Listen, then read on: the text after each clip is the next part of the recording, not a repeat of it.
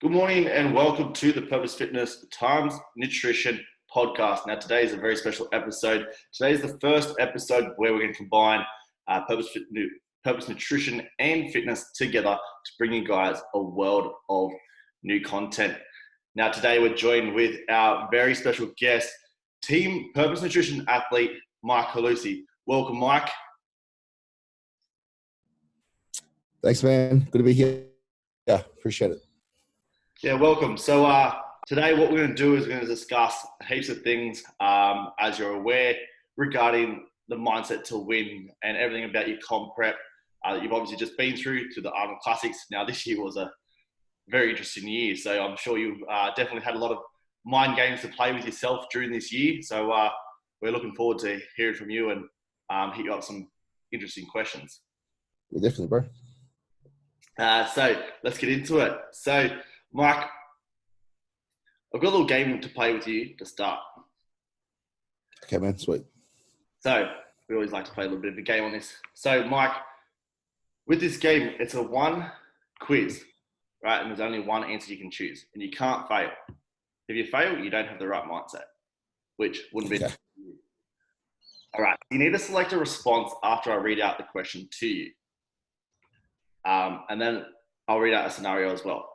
So the scenario, let's say your daughter is playing soccer in a highly competitive league and she lost the game. Mm-hmm. She came off the field and was crying, and she started crying in your arms. Now, out of these responses, what one would you choose? As your father, your response should be able to install a mindset of success. So, number one, she didn't deserve to win. You had a bad game.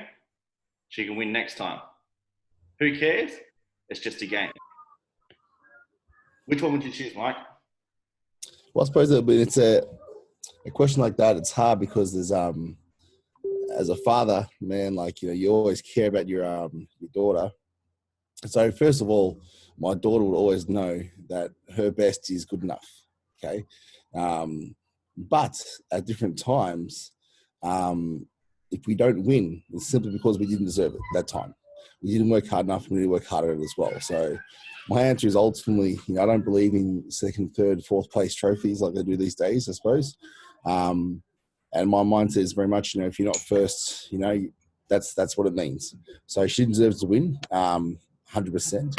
But at the same time, I would let her have her moment to feel the pain because, hey, when we don't win at something, when we fail at something, it sucks for a short period of time, man. Do you know what I mean? I can remember back on being on stage for me personally, when you get called, third or second, and you hear your name, it's not the last man standing. Man, it's not a good feeling. Do you know what I mean?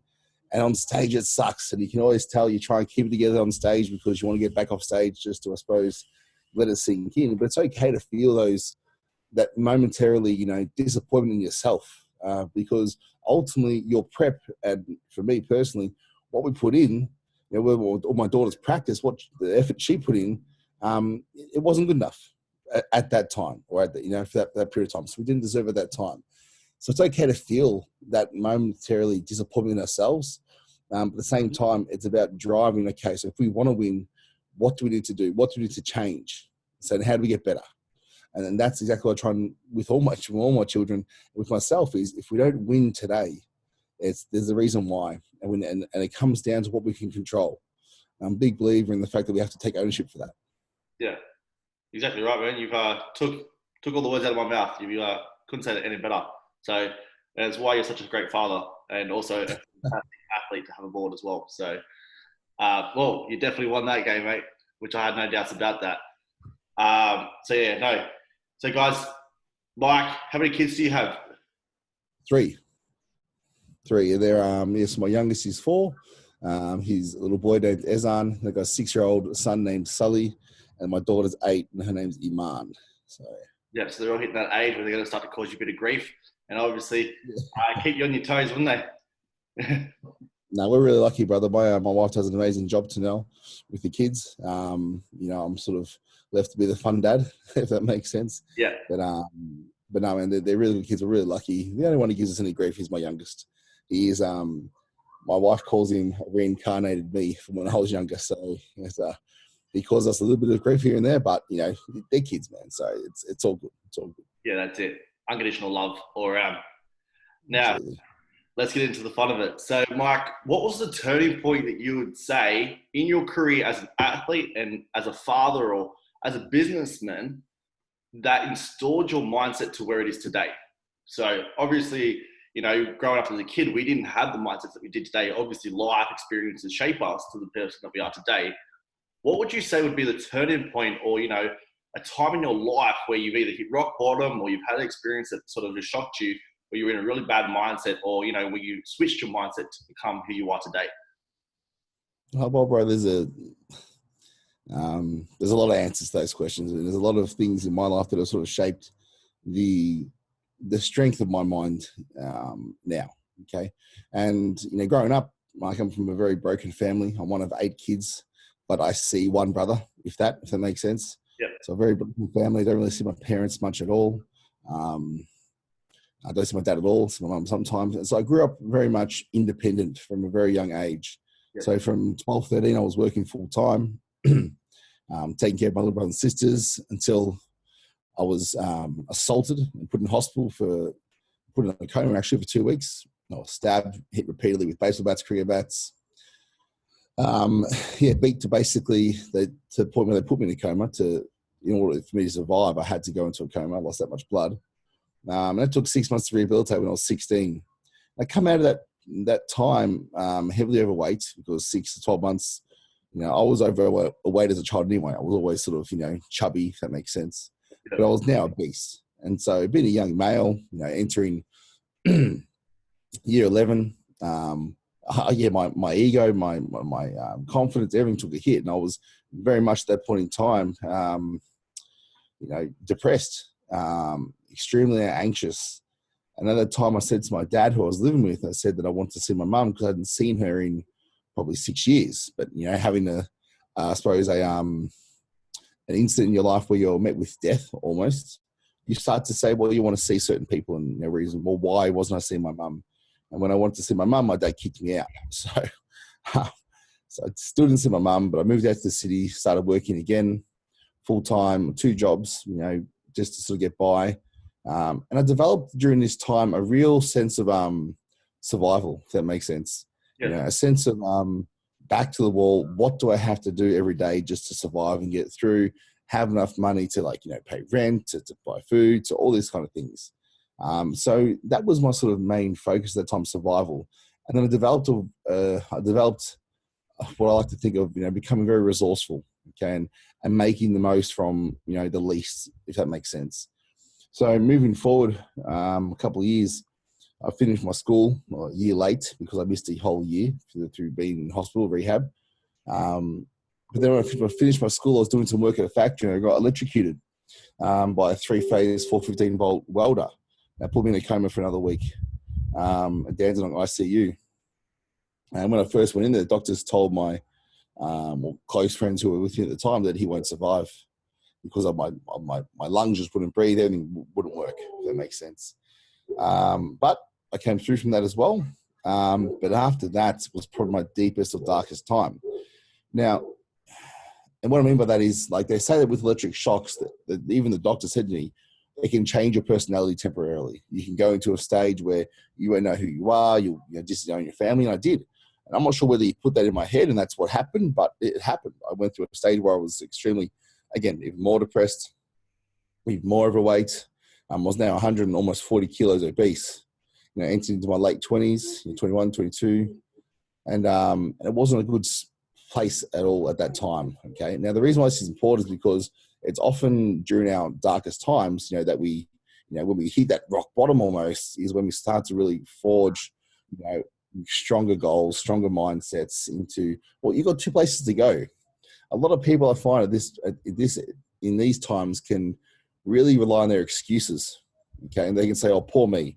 I was jumped, I was bashed, I was electrocuted, my dad kicked me out, my mum doesn't want to see me, like, you know, poor me, poor me, poor me, poor me. And then this obviously flows into a whole negative mind state of victim mentality, Okay, and so this victim mentality serves no purpose at all in anyone's life because poor me doesn't get us anywhere. What I chose to focus on those times is what can I control, and what's going to essentially get me, to the next level. And it wasn't about, at that point in time, it wasn't about 10 years from now. It was about who do I want to be in 12 months' time, because the next 12 months are going to pass anyway. The next 12 months are going to pass. What's the only thing that's going to change the result in 12 months' time is what I do now, is what I do today, because today affects tomorrow, affects, I'm a big believer in the fact that if you look at our life like a newspaper, okay, we are writing the headlines today for 3 months' time. We're writing the headlines for 6 months' time. We're writing the headlines for 12 months' time. So it's like, what headlines do you want to see for yourself, for your own newspaper in 12 months' time? And once you have that vision there, then you can relate it back to today. So what needs to happen today? What, in that newspaper, I suppose, facet or methodology, it's like, what little story am I going to report on today? What's the report going to be at the end of the day? How was my day? Did I move forward towards my goals? So I developed this mindset of, well, I can only control what happens for me. I'm in control. No matter what is happening, it's my fault. And the whole purpose of taking that responsibility is to say, well, if it's my fault, then I can control the change that needs to happen in order for the change to happen externally. Okay. And so when I took on the responsibility, it changed my mindset. So I'm in control. And when I was in control, it was all about growth. It was all about what I can do to get to the next level. And yes, the I suppose things I picked up over time with my going through my experiences of resourcefulness and survival. These all played a part. Okay, but then the ultimate key to that was really accepting responsibility, stop playing victim, and realizing that I'm in control no matter what happens. And that was a real turning point. Yeah, wow. So like someone who's on the outside of you wouldn't have seen you just come across like such a loving, caring father, athlete. You've been a bit backwards for anyone. And it's truly amazing. And I think, honestly, from my personal experience, from people that have gone through tough times, like yours is out of the world. And, credit to you to getting yourself to where you are and, not letting that affect you as a person. And you've actually come out on the other side 100% a new man, and you're just a fantastic father and athlete. And, you've got a huge career ahead of you. But what realistically, just to sorry, Jared, just to section that, it's like this was all sort of it's like people who have seen the same scenario, they just have harped on those excuses. They can't get past their own excuses. Okay, and the reason why is because they don't want to take responsibility. They think taking responsibility is a negative thing. It's not. It's a positive thing. When you're responsible, when it's your fault, then you're always in control. When if I was to say to you, it's not my fault, yeah, I'm actually telling you, Jared, I'm not in control. Yeah, 100%. Because I'm not in control, I can't change anything. So you're right. There's nothing I can do. But when I say, Jared, my fault, my fuck up, my whatever, it's like, well, now I'm in control, so I can change it. Absolutely, 100%. I agree with you 100% on that. That's fantastic. So carrying on from before, from what you've been through to where you are now, obviously there's still going to be some parts in you that will obviously still remember it. Do you ever have times where you sink back down a little bit for a period of time? Do you ever have little setbacks? Do you ever get those little trickles of like trauma or anything come back through? And yeah, other people who are struggling to sort of pull themselves out of that, when you go back into that setback, how do you pull yourself back out to continue moving forward? So for me, it's all about change. So what that means is when there's a change in my life, like, it can be any change, that's when I personally can almost fall back to old habits. Okay. Because what we do in life, behaviors that we have today are patterns from previous experiences. Yeah. Now with these patterns, it's like, well, we're just repeating those over and over and over again. So for me, it's like when there's change in my life, I subconsciously, I'm aware of it, but subconsciously, I relate that back to when my mum left, when I got bashed, when I got electrocuted, when my dad kicked me out of home. That's what I see. That's what I feel in my in my mentality. Okay, so when that change happens, I think back to, well, what did I do back then to survive? Okay, And that for a small moment, if I was to go back to what I did back then, it would be a negative mindset. Yeah. Now, so for me, it's about when I feel like I'm in those previous patterns, those toxic patterns that, almost getting that victim mentality. Poor me, this happened. I got third at the Arnold. This sucks. Do you know what I mean? It's bullshit. I was better conditioned than Sadiq. Blah, blah, blah. Do you know what I mean? These are things that go through your head. Yeah. And it's like all of a sudden those change in my life. And I think back to victim mentality. So for me, it's about breaking it down and recognizing, okay, hang on a second, like writing down the things that I'm saying in my head. So putting them on paper and then repeating them to myself, externally. And then realizing once I hear them back, I'm like, this is fucking stupid, man. Like, this is not me. So it's breaking the patterns. And once we break those patterns, then we can look towards, making changes. And that's really what it comes down to for me. So recognizing that it's happening, changing the state. So for me, it's writing it down, it's externalizing, it's repeating them. It's maybe talking to my wife now, who's become a major support for me as well. And she'll say, listen to yourself, or she'll start saying it back to me as well. And once we have those things being, again, played back to me, it's okay, hang a second, this is not me. This is not the person I want to be in 12 months' time. This is not the headline I want to write for myself in 6 months' time. So how do I change that? Yeah, no, that's fantastic. So we've also got a few other little questions for you, Mike.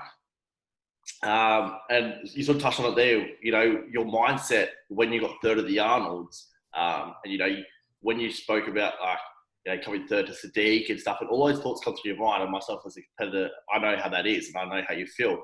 I took out a third at the qualifiers as well. And the same thing, you get really disappointed in yourself and you beat yourself up. And then, you get like what, 5 minutes of a huff and a puff. But, ourselves, where we've got our mindset, we're able to flick that. We're able to use it as constructive. So how did you once you got that sort of placing, where did you take your mindset? And now where are you looking at taking yourself as an athlete, given the feedback that you gave yourself and that the judges gave you and your experience with the Arnolds this year? Yeah, so ultimately, look, like you said, man, going from Queensland where I went in there with a 3-week prep, I probably had low expectations. I still had high expectations. But then I got to the show and I saw that, Chase had come in from New South Wales, and there was, and Yusuf as well. And so, this is supposed to be a walk-in show, but it's not going to be a walk-in show anymore. For me anyway, personally, in terms of super heavyweights anyway. And so, okay. And Bruce was there, and he looked really good as well. So it was a tougher lineup than what we were expecting at the Queensland show. I got the win, and he got the overall, and that felt really, really good. It gave me a lot of confidence. I had a chat to Tony as well, and Tony said, you're on here as well. So it gave me a lot of confidence moving down there. My goal, since competing, has always been to be professional, to earn a professional card, and I mean earn. I don't want to be given one; I want to earn one. And so. And realistically, I can tell you from 5 years ago, from getting off stage in my first INBA competition, earning a professional card in the IPB Pro League has been my probably number one goal every single day. Apart from the family and the wife and work, that's all first. But once that's taken care of, and I work hard to make sure it is, every other part of my day is dedicated towards being the best athlete that I can. Eating the right times, training the right times, supplementing the right times, trying to get as much sleep as I can, every other aspect is dedicated towards being the best athlete that I can. So when you get a result, like we did at the Arnold's, where we show up, it was a tumultuous, I suppose, last week, because obviously it was on, wasn't on, was on, wasn't on. And that mentally, it wasn't hard sticking to the diet, because it was 3-4 days of extra dieting. That wasn't the hard part. The hard part was mentally not knowing, and just sort of because when it wasn't it's like it wasn't on, we didn't have something to work towards. It was like the goal disappeared, the Gold Coast moved. Do you know what I mean? And so it's like those 3 days was really just mentally so exhausting from not knowing the unknown, and that really, really for a lot of people, messed with their heads. So for me, it did as well. But I stick to my diet. I stuck to everything. Maybe a little extra cortisol from the stress of not knowing, but it was pretty fine. But I went into that pretty confident as well. Turned up. Sadiq looked great. You know, obviously great future he's got ahead of him as well. Christian, I beat him 2018 at Nationals. So I was confident that I could match it with him as well. You know, he's made some improvements, yes. But I felt I made improvements. So ultimately went in and it was, from my opinion, it wasn't a straight 5, 10, 15 like the judges scored it, but that's the judges. What do you do? Getting called, third on stage was a shock. I'm not afraid to say it. I mean, and that's only because of the expectations I have myself. I hold the highest expectations for me. Yeah. So, like for me to be disappointed, it's not a bagging of Sadiq or bagging of Christian. It's more related back to my expectations for what Mike can achieve and what Mike's going to achieve. Okay. So getting called third on stage was a shock, but we accept it. We move on.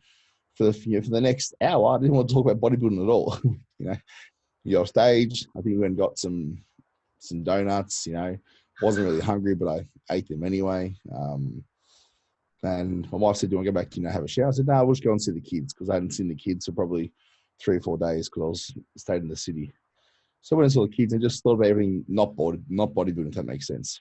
Yeah. But then when you think about it, it's like for me, I go, well, what's going to change? So let's say the reverse the time and Mike won. What's Mike going to do tomorrow, being Monday? What's Mike going to do? Mike's going to get up. He's going to go to the gym. He's going to train. And he's going to aim to be better next time he steps on stage.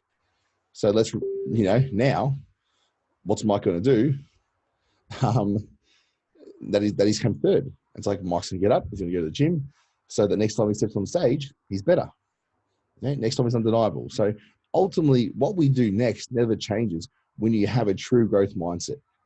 When you have a true mindset to win, what your next move is, depending on the results, never really changes because we're always aiming to increase and be better and to grow, and to have a mindset to win. And winning isn't always classified or, I suppose, it doesn't always come down to what the judges say. If you can look back at your physique and think, I bought a better package, you've won. Okay, in Australia, for some reason, man, and again, the reason why I pulled away a lot from the bodybuilding community, like your muscle asylums, and I don't got any of that stuff anymore. And the reason why is because I don't believe there's a lot of positivity in there.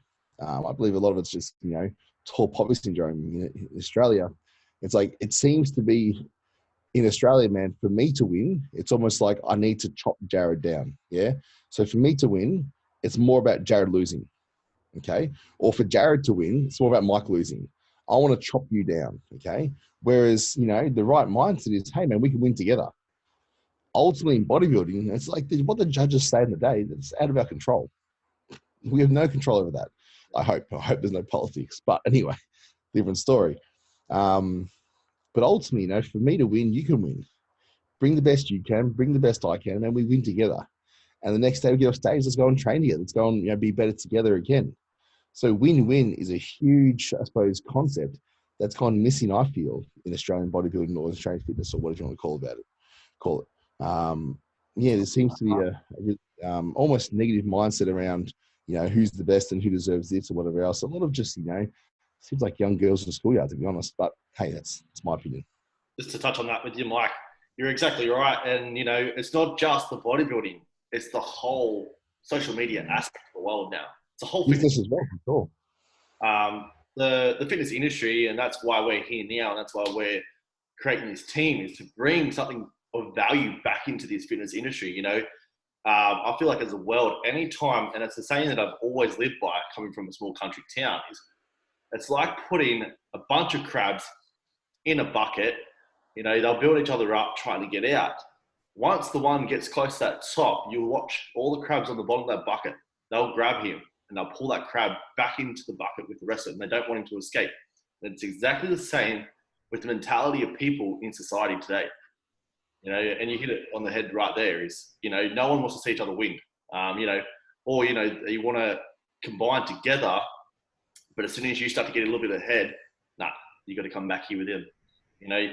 It's quite sad to see, but this is why we have mentors like yourself, athlete profiles like yourself, people in my position, that we can drive such a positive message and mindsets into the society and really change this industry around. So you just nailed that on the head there. Touch a little bit more onto your prep and back into a little bit more of the mindsets.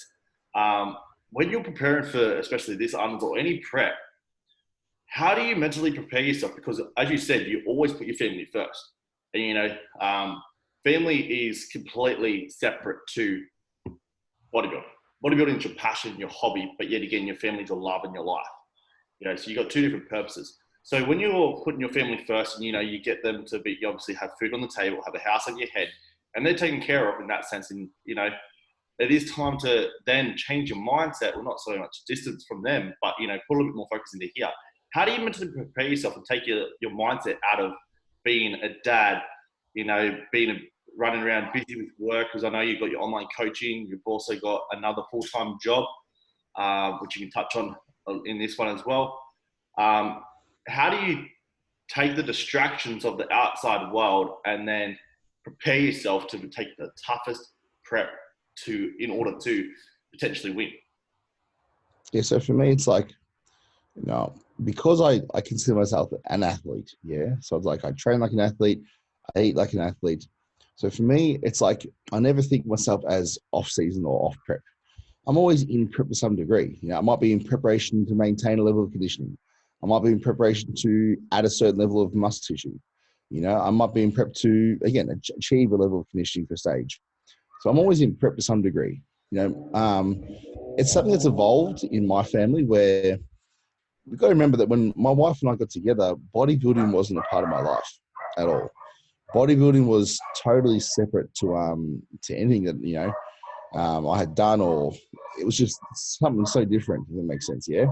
So it's something that she's had to really, I suppose, accept.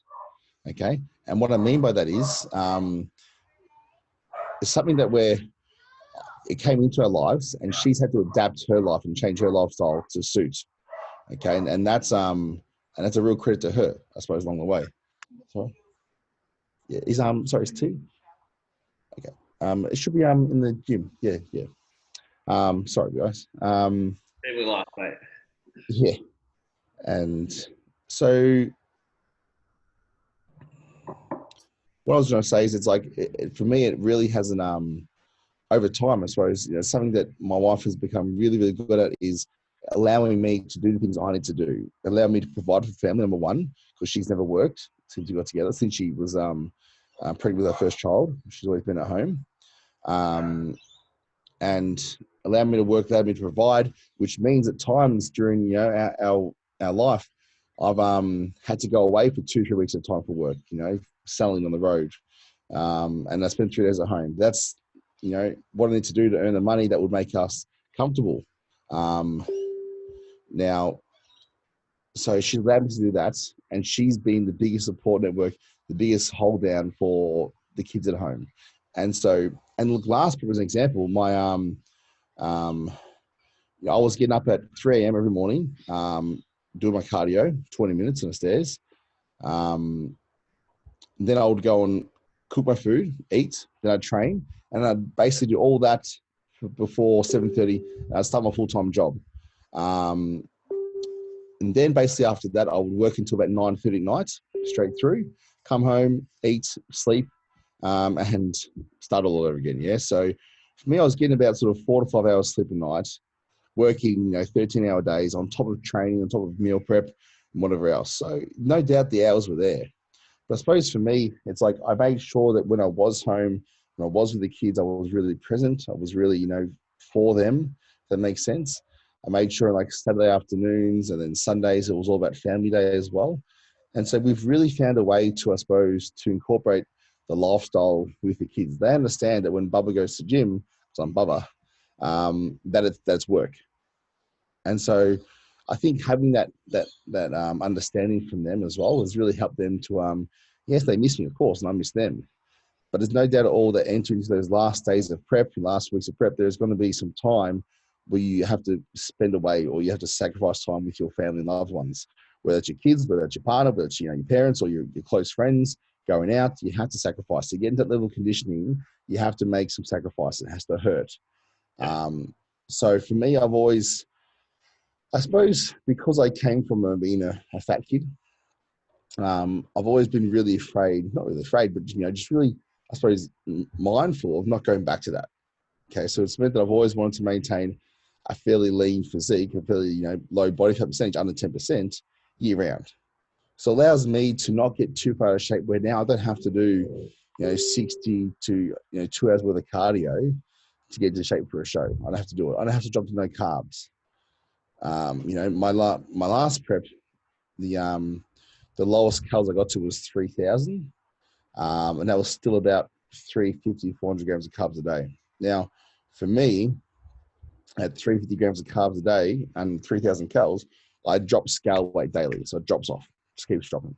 So for me, I fall into a hole very quickly in that aspect, which relates back to my training because I train hard all the way through. I'm not saying others don't, but a lot of people have this mindset of, because they're on low calories, they have to back off their training. It's like you don't have to at all. But anyway, one of those things.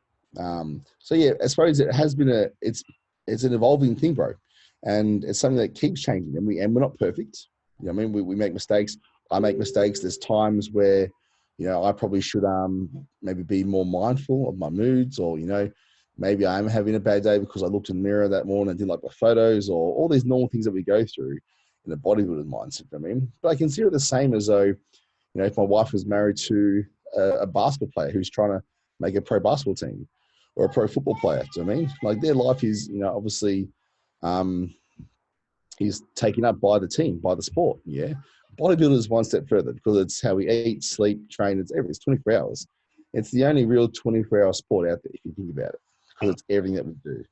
So it's a different level of commitment. It doesn't get a lot of respect in the world as to what it should, probably, I think. But that will change over time, hopefully. So I suppose, bro, it's not easy. Something that we work towards. But in my mind, I know the newspaper title I'm working towards. Mike earns IFBB Pro card. So for me, it's like for that title, for me to see that title in 1 week, 2 weeks, 3 weeks, however far that competition is away, what do I need to do today? And that takes priority. Yeah, good. Yeah, no, you said that fantastic, man. So it's for someone in my position who isn't in your position of being a father and stuff like that, it's hard to relate. We've gone through, everyone adapts to their own personal lifestyles and stuff. But I think a lot of people can look up to you, around the same age or in the same lifestyle. Because I know there are a lot in my position of my field, is we come across a lot of people who are mums, dads, who want to get into the sport, but are scared. And, I've had my time with partners, and it's very hard to find an understanding partner that can adapt to the lifestyle. For you to create the lifestyle that you have, it's just fantastic to watch it and to see your family and to see all you flourish and you just one big happy family. It's fantastic to watch. So yeah, I mean, like I said, my wife, she deserves a lot of credit for the kids, okay, because honestly, they're fantastic kids, and she's instilled a lot of their values in them, and I'm really, really lucky to have her in my life, and to basically, I couldn't think of anyone who would have been more accepting of the path that I've chosen. So I'm really, really lucky in that aspect as well. Maybe put it this way, man, it's like also you got to remember that environment is much stronger than willpower in most cases. Okay, so you can take a recovered drug addict, right? And they've had the willpower to stop taking drugs, let's say, yeah, whatever drug it is. If you put them in an environment with 4 other drug addicts, man, it's only a matter of time before they fall back in that same addiction. Okay, why? Because the environment. So I try very hard to create an environment which, moves us towards our goals, which moves us towards the lifestyle we want to achieve. We have family goals, we have, financial goals, we have spiritual goals that we want to achieve as well. These are all, still high. It's not something that I talk about daily on the gram, for instance, but my wife and I have goals. We have dreams as well that we want to do as a family. So for me, it doesn't end in bodybuilding. But the great thing is, it's like when you can apply yourself in one area 100%. So when you can apply yourself, and totally master the art of, discipline, self-discipline, persistency, consistency, all these things, when you can master that, it's like, then you can transfer that same discipline, that same consistency into other areas of your life. And so for me, I always have the mindset, with growth, but always have that high achiever. So I'm a high achiever. So again, when I've walked into a sales role with any organization, I've always gone number one very quickly. And it's not because I'm ultimately better than anyone else, but I'm more driven. I come in, I think I'm a high achiever. What's the numbers that the top guy is doing? Great, that's the goal, plus 10%. And then I work towards that. And then when I get there, I don't stop. It's like sometimes people get to the goal and think, oh, what's next? They relax. But for me, it's like once you reach the next that mountain peak, you can only see the next mountain peak from that mountain peak. So, it's like the mountain peak is still the top one, the next goal, it's still hidden in the clouds. You can't see that. But when you reach the first mountain peak, then you see that there's somewhere higher. That's where I've got to go. And so the goals change. Okay, we always have that high achiever, high performer across the board in bodybuilding, fitness, in our finances, in our family, in our spirituality, in our careers. You have to have a high performing mentality in order to be the best. I'm also a big believer in the fact that history repeats itself. Okay, and success leaves clues. So one tip for anyone out there who wants to maybe change their lifestyle, if they're struggling with their own willpower, then I want you to do one thing that people tell us not to do in school, our teachers tell, which is copy, which is cheat. So look at someone's lifestyle who's achieved things you want to achieve. Whether in business, whether in bodybuilding, whether in whatever it is, look at someone's lifestyle. How do they do it? These days, there is so much, people document everything. They document everything, yeah? So it's like you can go on and totally consume yourself in someone's life in YouTube, in half an hour. You can know exactly how they built that business. It's like, and so if you consume yourself in that environment, taking all that content and just try and copy it, along the way, you'll put your own spin on it. You'll put your own swag on it, I call it, yeah? You'll innovate yourself. But the point is, that's where you start. There's no purpose to reinvent the wheel. It's been done before, it can be done again. On that note, that's a very good point. History does repeat itself, and you can look up to people like yourself or me. And people higher than me, yeah, man. It's like fucking the top. Yeah, and they can follow that, but you'll find it very often in your sort of career path, one as an athlete, but also as an online coach. You'll see that so many people compare themselves to everyone else that sometimes that destroys their mentality as well. So what advice can you give to someone who is struggling at, following the copying sense, but destroying their strong mindset in that? Well, the point is, okay, with that as well, I'm a big believer in the fact that, because I understand what you're saying, someone saying, well, hey, look, I'm doing everything that they did, but I'm not getting the same results.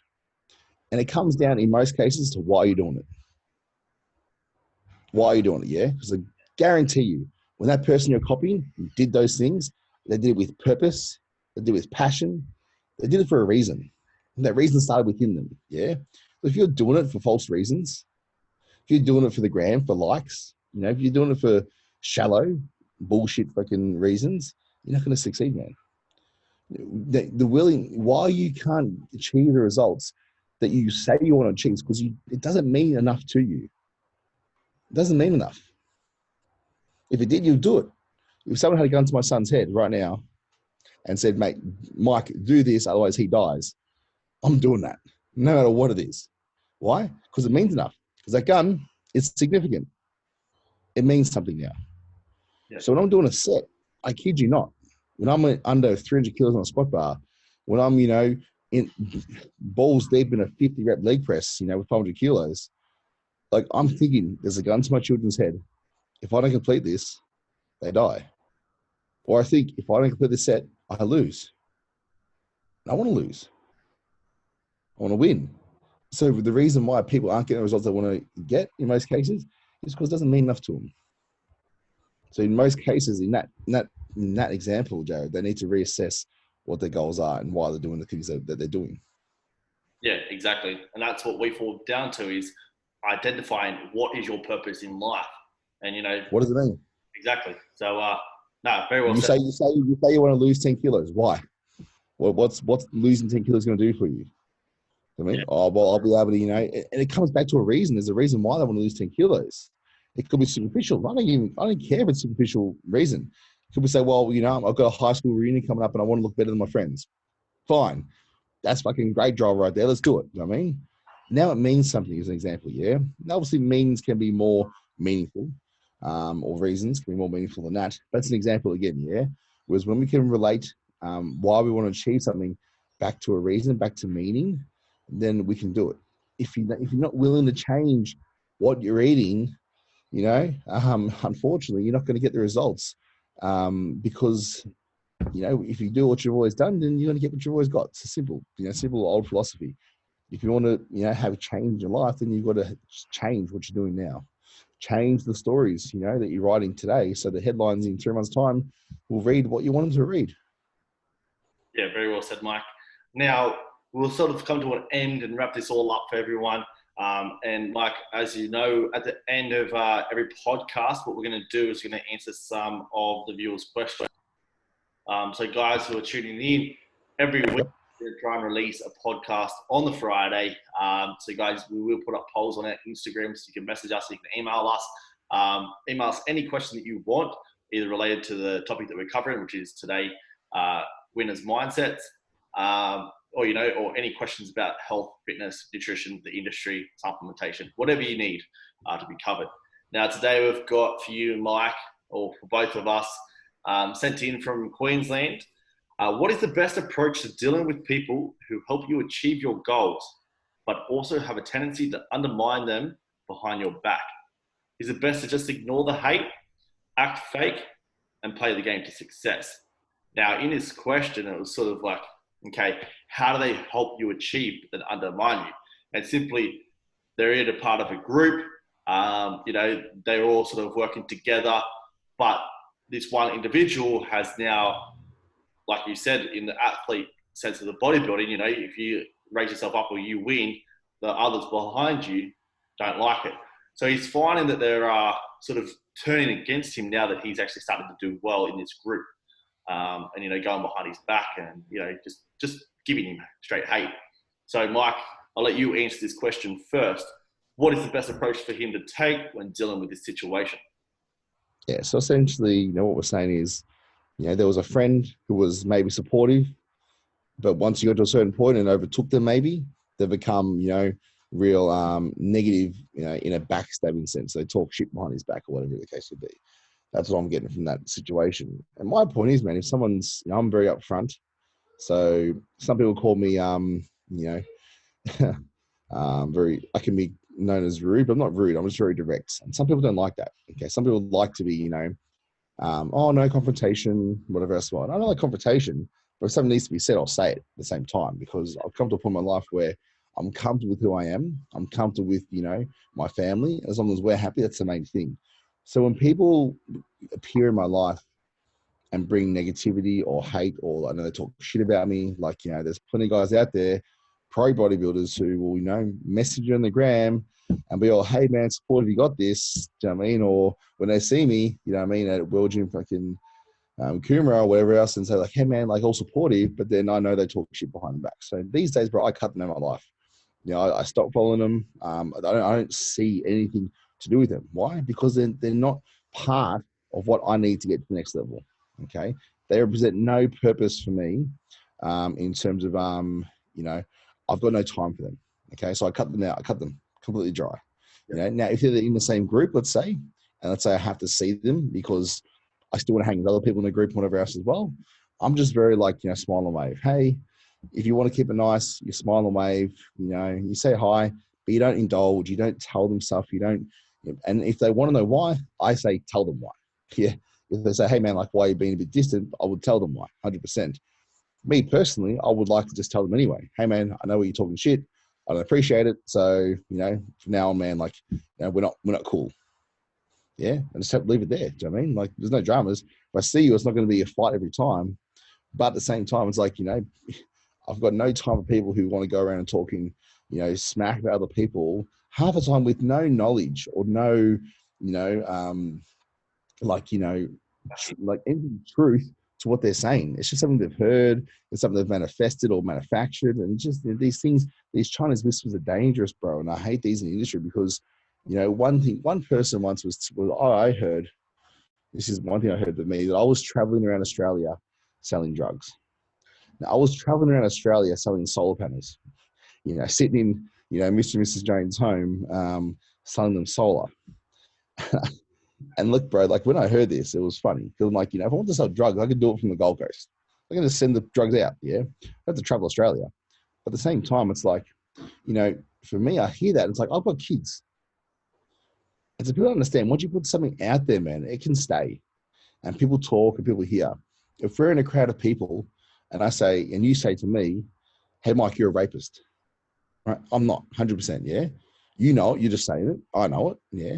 But people who don't know me, they hear it. Because you've labeled me something, part of them is going to think, is he? Is he a rapist? Yeah. Part of people who this individual was telling I was a drug dealer would think, oh, is he? Is that how he drives a Range Rover? I mean, so you put the thought there, man. That's dangerous. Yeah. It's so dangerous. People need to shut the fuck up, honestly. If you don't know something for facts, why talk about it for? I hope people who are watching this, I hope so people watch this, and really can take it on board, not from the point of, anything that I need an apology. I don't need that. I don't need anything from them. But I want them to know that, the things they say carry weight, especially when they have followers as well. So for me, I've got no time for it. So if someone's talking crap, if someone's not supporting you, if someone's trying to bring you down, you cut them straight up. Yeah, no, mate, you hit that on the nail on the head there. And, it's like planting the seed, it's not necessarily you going around gossiping, but you've planted that seed, like you said, with the examples you provided, all it takes is someone to plant a seed, and then it takes the people, which are the fertilizer, to boost that tree. They spread it. Before you've just had this little... They spread like coronavirus, man. It just goes. Exactly, So for everyone who's listening, if you don't know someone for them, like I say, and it's very old school, it's history. Don't judge a book by its cover. Now, in relation to this question, my personal advice to you is look at the group. So if you're, sometimes you could be in a group for school, you could be in a group for friends, you could be in a group for professional, for business, for work, this could be your work friends that you're working with. And, you've got to come together because, one, you're making a living. You've got to come together to build a workforce. Now, in that sense, it's a professional sense, and it's your job, if you're in a professional sense, to keep it professional. Now, if you love that job and it's your passion and, you want to stay there, but you're hating the crowd, you have to make the choice whether you stay or you go. If you want to stay and you're not going to let them, beat you, confront the situation, keep it professional. There's nothing wrong with confronting in a professional sense. Myself in the business, we deal with issues and conflicts all the time, but it's how you handle that situation which will determine the outcome that you're going to get. So it's important that you come across mature, you know the direction, the outcome that you want, and you don't lose your control, the temper. If you keep it under wraps, keep it professional, I guarantee you will resolve the situation. If you're a man, a female, if you grab some, guts about you and back yourself because you know your values and you know your worth, and you're not going to let people run over you, and you go and approach this person and say, hey, lay it out for them, they're going to be quite scared because you've made that act and you haven't keyboard typed them your problems. You've actually confronted them, which is very rare in today's society. Half of this stuff all goes over social media rather than put an end to it in 5 seconds and saying, hey, this is what I've heard, and then sort it out, But I guess it comes down to you and your values, to the person who's asking this question. Myself in this professional sense is, and Mike has seen it too. Once we get a sort of a level and a character behind us, your success reminds them of their failures. They're jealous and they hate because they aren't to a level and they're not content in their own lives at this current point in time, and you are. So they are quite envy of your lifestyle or what you have achieved. So don't take it as hate. And that's something that I've learned to deal with well, is when I do get that hate, I turn it into a positive. It's because they are unhappy in themselves. So rather than retaliating with more hate back to them, rather build them up. Don't fall yourself to their level. Build them up and, confront the situation, keep it professional and move forward. If they don't want to come to the party and meet you in the middle and, put an end to it, although you have been the professional and the mature one in this situation, well, then cut them out, lose them. They're not worth your time. But if they're just in a friend group and you don't need them, and you can continue with your life and you can keep it excelling without them in your circle, quite simply remove them. That's what I've done with a lot of people. And you'll find the more successful you become, or more driven you become, the less people you want around you. I know Mike, he's very close to his family, and that's probably, Mike, you can probably answer this. You don't really have, you would obviously have your close friends, but you don't really go out and say, oh, let's catch up here, and let's go and have all these drinks here and there. And you've got a big social group of 20 people. I'd say you've probably got one or two close, and then you've got your family as your main hub. Yeah, man, for sure. Yeah. So you guys, it comes down to you guys, what you want, and the outcome. So as I always say, keep professional, be mature, and act appropriately. So, but anyways, Mike, thank you very much for your time. Let's just quickly check over on the Instagram, see if we've got any more through during this time. Otherwise, we won't keep you much longer, Mike, because I know you're a busy man. You've got your kids to attend to. It's Mother's Day. Nice. And that's all we've got. So, guys, make sure that you guys get active, like, subscribe, and stay tuned for our next week's podcast. Again, Mike, thank you very much for your time. Have an amazing. Thank you, Jared. Yeah, look, just to mention as well, man, I'm really appreciative of Jared and what he's trying to do for the industry as well. Obviously, I like being on board for Purpose Nutrition, Purpose Fitness. So, guys, support Aussie business, support people out there trying to, give back and do, the best that they can for the industry. People like what Jared represents. It's fantastic. Obviously, go online, support. Jared shipped all over Australia, instead of being in Queensland to make the most of it. But thank you again, brother, and look forward to bigger things to come. Anytime, man. It's our pleasure to have you on board, and we're very lucky to have people like you on board as well. So, and everyone out there, season B, man, I'll be there. So make sure you know that as well. It's going to happen. Season B, guys, Queensland, come see us here and down at for Mike. But guys, have an amazing Sunday. Thank you all for tuning in. And again, remember, get behind the support if you like what we do. All right. See you guys. Peace.